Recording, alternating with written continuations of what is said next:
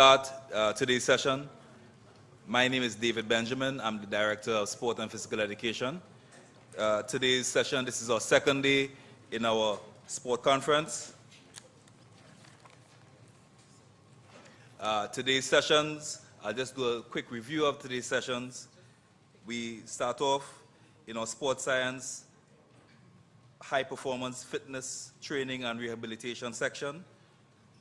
Mr. Tobias Otley from the Sport Company of Trinidad and Tobago will be chairing this morning's session. Our panelists for the first session will be Mr. Fareed Yusuf.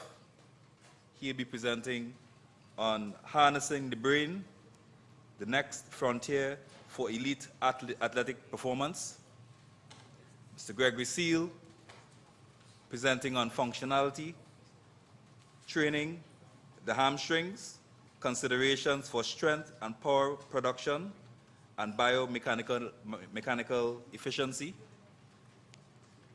Dr. Sybil Williams, presenting on biomechanics, contribution to the rehabilitation and future performance of the professional athlete.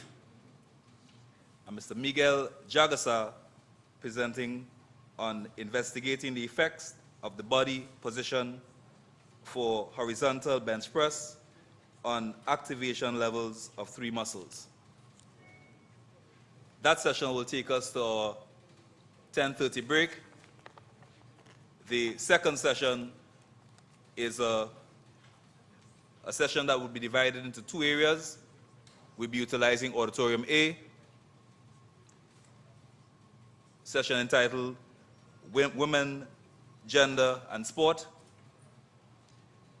Auditorium C, where the session will be entitled Sports Studies, Approaches to Education.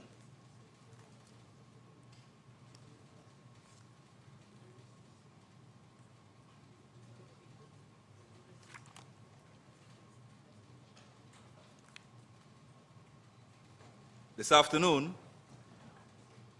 we will again be divided into 2 sections, where we have sport medicine, health and athletics 2, and the second session will be sport development and peace.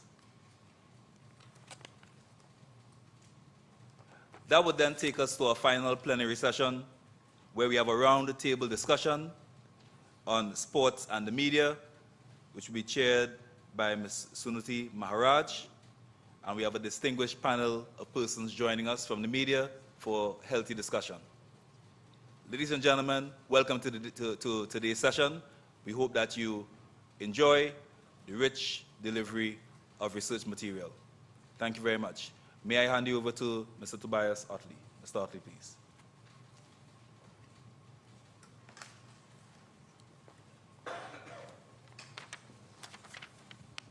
Hi, good morning, everyone. It's indeed a pleasure to be here this morning. When I first heard about the conference, I was quite excited and actually impressed that we are moving in that direction. It's something that we've discussed internally at Sport, where to start, how to go about it, who to interact with. And I'd like to take this opportunity to really congratulate the planning committee, the team at UE, for really getting this initiative off. Let's hope it becomes an annual event that grows every year. Major Benjamin did a very good job of introducing everyone. But just to go over again, Dr. Fareed Yusuf, harnessing the brain, the next frontier of elite athletic performance. Gregory Seal, functionally training the hamstrings, considerations for strength and power production, and biomechanical efficiency. Dr. Sybil Williams, biomechanics, contribution to rehabilitation and future performance of the professional athlete. And Dr. Miguel Jagasa, who I hope joins us. If you are in the room, there's a spot on the table for you. Investigating the effects of body position for horizontal bench press on activation levels of 3 muscles. What we have here is a very nice cross-section of disciplines applying themselves in the sport. And I think this, for me, is where the excitement starts. Just to remind those of you that may not have been here yesterday, we'll take all questions at the end of the presentations of each panelist, and then take it from there. So, Dr. Yusuf, over to you.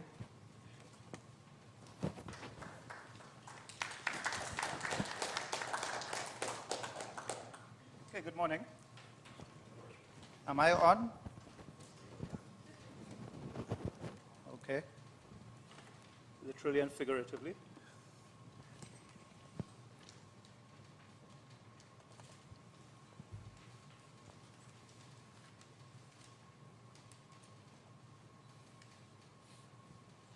Right, okay. So I'm supposed to have, I think, 15 or 20 minutes? 15. Okay, so we're going to try and get through this in about 15 minutes. It's always difficult. I want to talk to you a little bit about the brain. First of all, I would like to thank the organizers for the opportunity. It's allowed me to start thinking about something that I have a real interest in, but I've never been able to start applying my academic expertise in, which is sport. I think a couple of very good things have already come out, which is just the opportunity to meet people from across the Caribbean and elsewhere. And I'm looking forward to what will come out of the conference. Yesterday, Khadija presented our first foray into some of the things we're starting to do, looking at cognitive monitoring and hopefully developing more neuroscientific approaches to sport and athletics. So what I'm going to do really is just try to give you an overview of what's being done in neuroscience as it applies to sport, and for us to begin to think about the possibilities of doing some of this in the Caribbean as we take the first steps towards that. So this is what we're going to do. We're going to have a little overview of what we're going to do. This is the introduction. Then I'm going to look at three things: brawn versus brain, executive functioning, and neuroenhancement or neurodoping. And then hopefully we'll conclude. So very, very, very quickly. I don't know if we're aware in the Caribbean, but there is something of a neuroscience revolution going on. Those of you from the US might be more aware of this. I think in the Caribbean we might not be aware of this. It's neuro-everything: neuroeconomics, neuromarketing, social neuroscience, cultural neuroscience. And essentially, a lot of the techniques that have developed in the last 20 years and now allow us to actually look into the brain in ways that we've never been able to do before. And so you have these great catchy little images appearing all over the place: neuroeconomics, neuromarketing. And businessmen are really at the forefront of some of these things. They're grabbing the science even before it's been fully understood and applying it and trying to make money off it. This is President Obama talking about what's called the BRAIN Initiative. How many of you have heard of the BRAIN Initiative? Okay, well, it's supposed to revolutionize the world. I think there's a lot of potential for it to do so. And basically last year, he put forward a proposal for a 10-year project investing $300 million a year to map every single nerve cell in your brain and to understand what that is doing. Now, what you need to appreciate is neuro-essentialists believe that you are your brain. Now, I don't fully believe or subscribe to that, but I do think the mass of 3 or 4 pounds that lies between your ears has a major implication on who you are. And I can give you drugs, and that will change your personality now. So it is really, really very, very interesting. So this is Obama with his budget, $300 million US dollars a year, measuring and trying to map every single one of the billions of neurons in our brain. It will revolutionize a lot of the way we do things. It's going to change our legal systems. It's going to change marketing. It is going to change our social systems.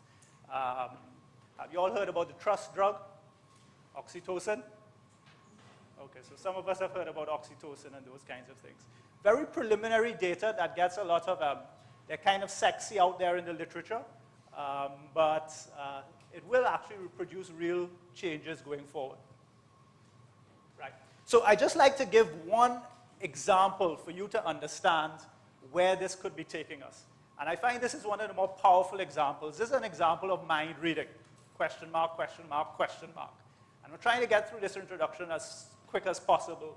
So what we have here is we put people in a big magnet called an MRI. Everybody's heard of an MRI, correct? This is a functional MRI. So you put people in a big magnet and you show them this clip, right? And record their brain activity. And then based on their brain activity, you play back what they saw.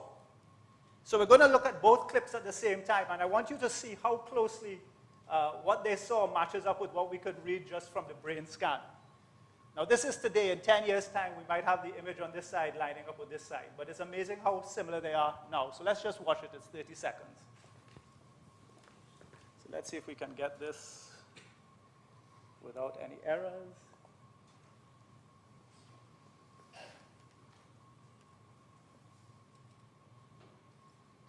Okay, so the one on the left is what they saw, and this is what the brain scanner analyzed. I'm having a little bit of processor power problems on this computer, which is why it's not flowing as a full video. It should be flowing as a full video. But I think you get the point, right? Was everybody able to see that? By using the scanner, they were able basically to look inside of your brain and visualize what you were seeing. So we can now extrapolate that. We can visualize what you're thinking. We can know what part of the brain codes for this area or this function or this mood or this feeling. And so it's transforming the way we think about what we can do and how we can interact with human beings. And ultimately, it has the potential to transform the human experience. So let's just talk about some of the applications to athletics. So brain versus brawn, breaking performance barriers. Those of you who have studied exercise physiology should know about this guy, Archibald Hill. He won a Nobel Prize for physiology in 1922. And he basically said that peripheral factors provide the best measure of cardiovascular fitness and maximal aerobic capacity. In other words, it's how your heart is performing, it's how your muscles are performing, it's how your lungs are performing, which is going to determine whether you can reach a certain performance on the track or on the football field, etc. We know that today as Vo2 Max. And there's been a tremendous amount of research on Vo2 Max in great exercise physiology labs just like this one, where you wire somebody up and you measuring their lung performance, you're measuring their heart rate, you're monitoring muscles, you're looking at lactic acid, all the great stuff we know about, correct? So that's our Vo2 Max. That's the story of Vo2 Max. And that basically held sway for 60, 70 years as if I can improve my heart performance, if I can improve my lung performance, if I can improve my muscle performance, I can improve my athletic performance. A guy comes along and says, well, it's not your heart, it's not your muscles, it's not your lungs, it's your brain. And this was a guy out of South Africa who proposed the central governor theory. The central governor theory. And his theory basically said, the brain is constantly monitoring feedback from the body to ensure homeostasis, and an emergency reserve is maintained. In other words, as soon as the brain begins to predict that you're getting close to what it considers dangerous, it shuts you down. It shuts you down. And if you have the ability to fool the brain and go beyond that limit, there's probably an extra 5, 10% of performance that you can begin to tap into. Now, obviously, there's probably some danger to doing that, but people have been exploring this for the last 15 years. And there's more and more evidence now that there's some truth to it. I'm not here to advocate this theory, but just to show you what's happening in the realm of brain science. Right. So, effects of deception on exercise performance. What did these researchers do? Well, they put people on a bicycle, and they got them to their Vo2 Max performance. Okay? So, say they were going at, any cyclists in the audience? No? But I don't know, what would be a good speed to be riding for 5 miles?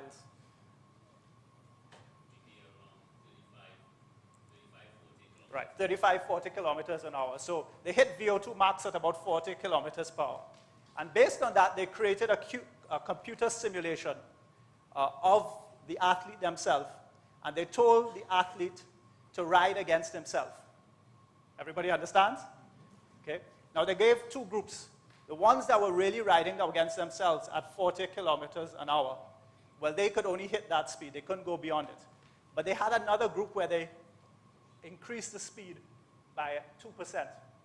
So now they were riding at about 41 miles per hour, something like that. Now, that might sound like a little bit, but in the realm of elite performance, that's the difference between first and maybe fifth. And what they found is the ones who were deceived, they were able to go beyond that threshold. Okay? They were able to go beyond that threshold. And there's been results that have actually shown that once you've gone beyond that threshold, when you now do the Vo2 Max test score again, you actually now stay at the higher threshold. Everybody saying that? Okay. So Could the brain be a limitation? And understanding the brain, does that help? People have put elite athletes inside of the big magnet to find out what part of the brain is responsible for some of this monitoring of the internal condition. And I guess this isn't too interesting to you. It's kind of interesting to me. People love these pictures of the brain. The area that's supposed to be very important is an area right here called the insula, deep inside of your cortex. And that tends to monitor everything that's going on inside of your body, your heart rate, how you feel, all of those kinds of things. Now, what's interesting about that is can we again begin to adjust the role of the insula? And people are now probing those areas. One of the most successful areas of being able to do that is mindfulness training, making people more mindful of what's going on inside of their body has actually been shown to improve performance. So I'm against time already. So executive function. Let's look at another thing. Can executive functions predict athletic success? Can executive functions predict athletic success? What are executive functions? Well, there are a lot of the things that make us human. They're controlled by this part of the brain called the frontal lobe. It includes your ability